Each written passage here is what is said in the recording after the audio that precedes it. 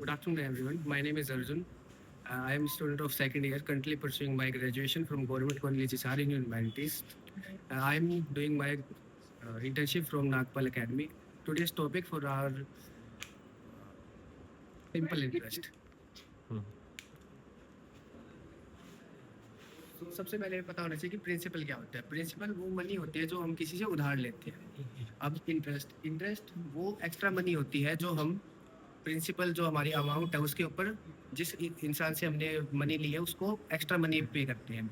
अब प्रिंसिपल निकालने की सिंपल इंटरेस्ट निकालने का फॉर्मूला होता है principal into rate into time upon 100। अब जरूरी नहीं है कि हमें हर बार सिर्फ सिंपल इंटरेस्ट ही निकालना पड़े। कई बार हमें प्रिंसिपल रेट या फिर टाइम भी निकालना पड़ता है, जिसके फॉर्मूले है प्रिंसिपल का 100 into simple interest upon rate into time.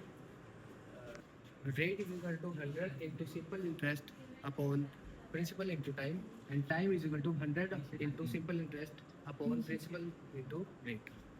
So our first question is, find the simple interest on rupees 68,000 and 16.2% per annum for 9 months. So the principal amount is 68,000 and the rate is 50 by 3% per annum and time is 3 by 4 years. So we have to put in the formula of simple interest, principal into rate into time upon 100. 68,000 अपना principal है, 50/3 rate, 3/4 time हो गया, और जो 100 हमारा phone में था उसको ऊपर मल्टीप्लाई में लाए 1/100 एंड द आंसर इज 85 था। And the second question is, find the simple interest on rupees 3,000 at 1.4% per annum for the period from 4th Feb 2005 to 18th April 2005.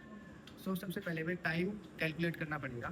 तो टाइम हमारे क्या है, 24 + 31 + 18 दिन इज इक्वल टू 73 दिन, जो कि होते हैं 1/5 ईयर्स। प्रिंसिपल है 3,000 एंड रेट है 1.4 per annum which is equal to 25/4% per annum.